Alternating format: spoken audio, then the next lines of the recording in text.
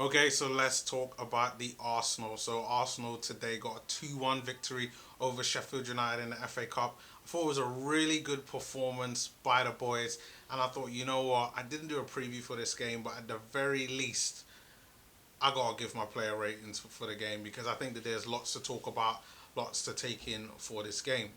Now, so looking at the starting lineup, this was the starting lineup. So we had Martinez in goal, obviously Bernardo being out for at least probably going to be most of the season, unless we get to the FA Cup final.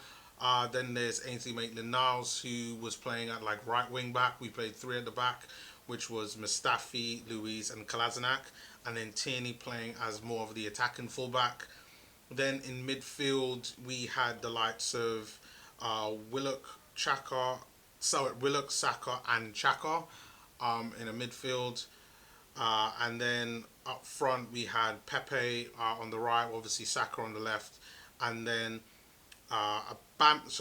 Lacazette down the middle, which wasn't really surprised at just because Eddie Nketiah now is our main starter, and Lacazette for me needs to prove himself.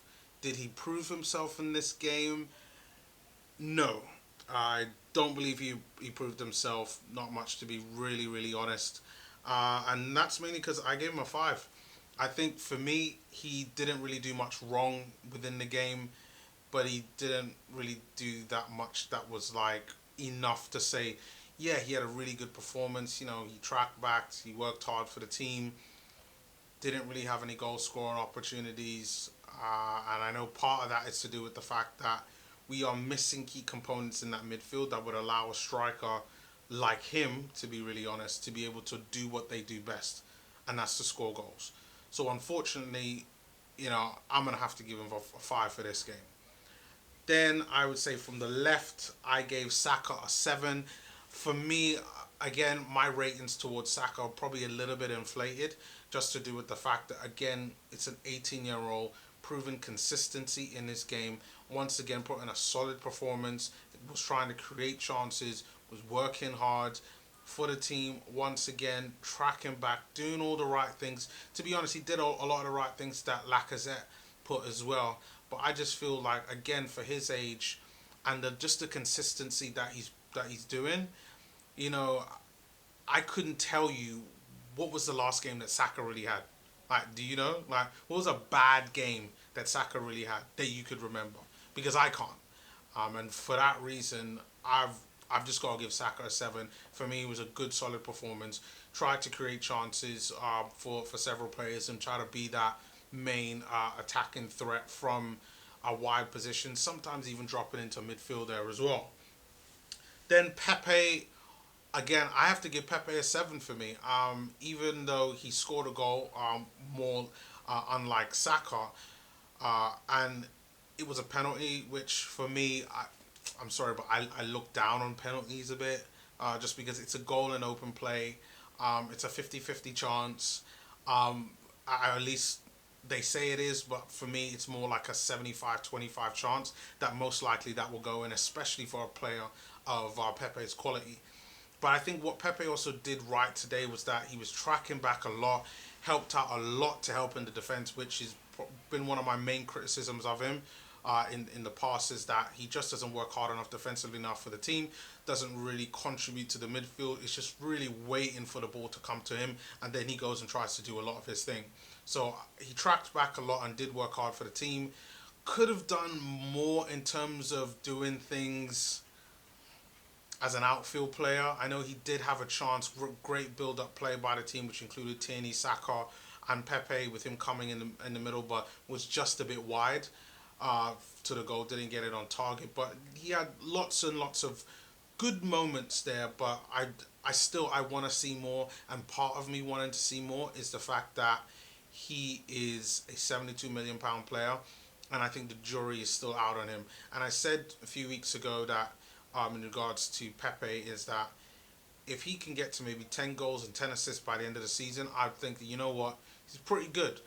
And I can confirm right now he's on 8 goals and 8 assists for the season in all competitions. So you know what? It's not bad.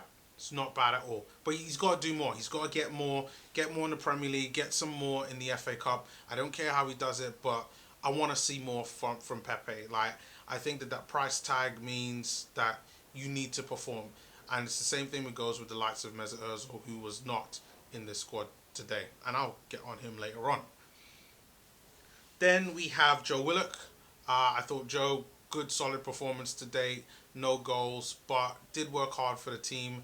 Tried a lot, did work hard, tried to create some chances, did some tracking back as well, but you know, just could for me didn't do enough to warrant a seven for me, in my opinion. So I've given Joe Willock a six, and I also gave a six to Granit Xhaka. Again, I thought it was a good solid performance. Had some really good passing. Lost the ball a few times, just getting caught out trying to dribble the ball out from the back, but so kind of slow to do things, and it's probably one of my main criticisms for Granit Xhaka. But I mean, that's not something that he can do. That's just one of Granit Xhaka's weaknesses. But I thought overall he had some really good passing in the game. Tried to track back, got himself in the middle of certain situations, had some good blocks as well. Really put in a shift in defensively. So I don't really have a problem with Granit Xhaka. I just think our midfield needs to be transformed in a different way, which means that maybe Granit Xhaka should be more of like a different option in the future, as well. Then there was Tierney. Let's talk about Tierney. So Tierney, I gave a 7 out of 10. I thought he had a really good solid performance on that left. Tried so many times to create chances. Had a chance I created for Pepe, I believe, in the second half. Really trying to get that second goal at the time, and I'll talk about the second goal later. And was really being a nuisance. Tried to was pretty solid defensively overall. Tried to also help out the centre backs when he could, and was just a really good player. And I'm really liking Tierney a lot. I think his delivery from the left hand side is really good. I think Saka's is probably better, but I do think defensively he is, for me, I would say slightly better than Saka. But then we have to remember Saka's not a left back; he's a left winger. So, nevertheless, I still think it's a really good performance from Tierney. So, I'm going to be looking more to see what he can do, game after game, and what he can do next season when he could have a proper full preseason under Mikel Arteta going forward. Then there was Kolasinac.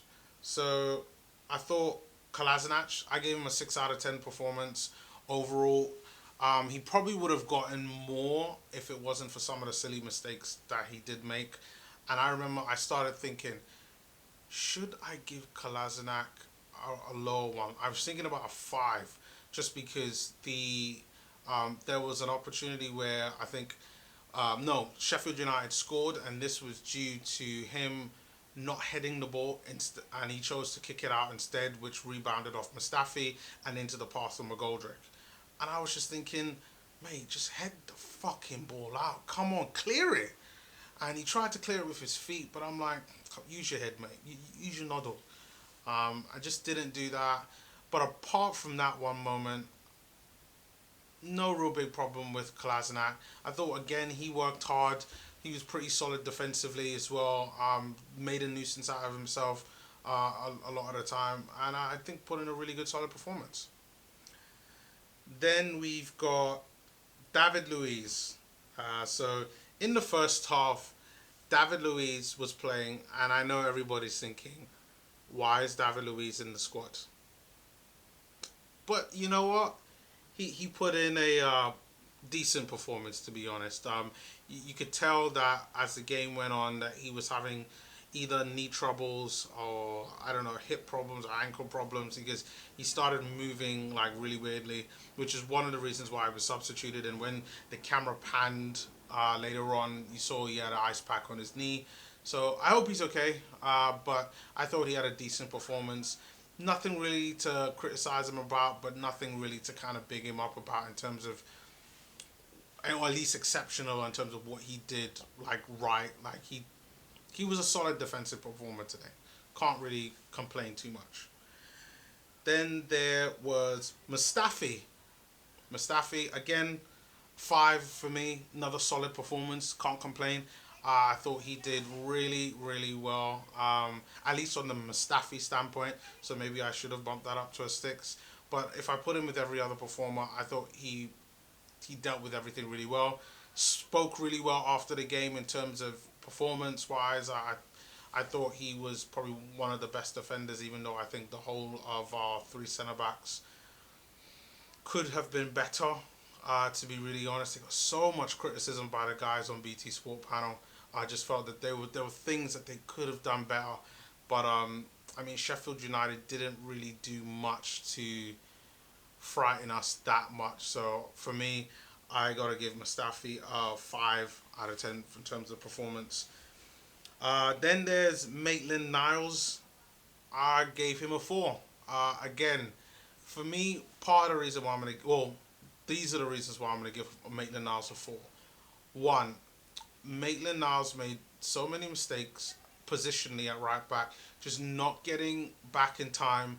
It was to the point where I saw Pepe at right back and was getting confused between is that Maitland Niles or is that Pepe, and I was like, why is Pepe there in defence? And I'm like, great, Pepe's getting back, that's good, but that's where Maitland Niles should be.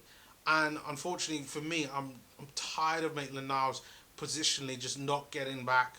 Like, yeah, I get it, he wants to go forward, but I expect more. Expect more from Maitland Niles. And for me, in the second half, he was just non-existent.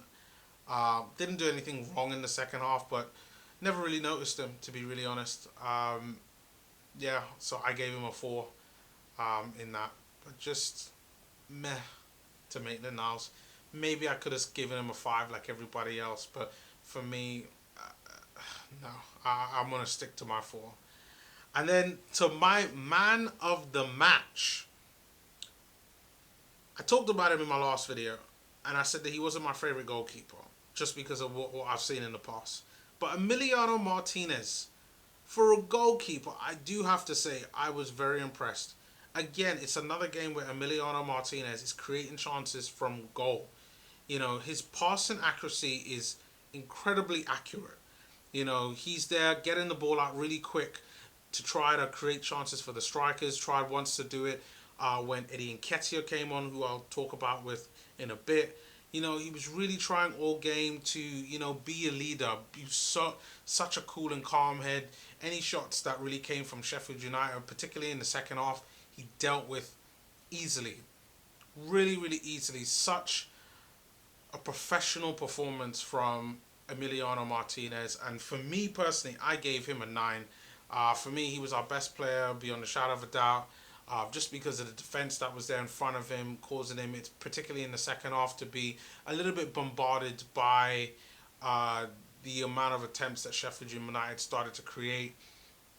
Arsenal throughout this game had so many issues with set pieces that Martinez, being that solid rock and goal, helped to win us this game. It really, really did. And I'm actually got to say, yeah, big props up to Emiliano Martinez in this game. I am really, really impressed by him. So for me, I gave him a 9. Maybe a bit too high. Maybe I should have gave him an 8, but I'm going to stick to my 9 on this one. And then looking at the substitutes, let's see. We have got Eddie Nketiah. So I gave him a 6. I thought Eddie, I mean, he was only on the pitch for about 20 minutes. Did really well, chased down, thought he might be able to get a goal.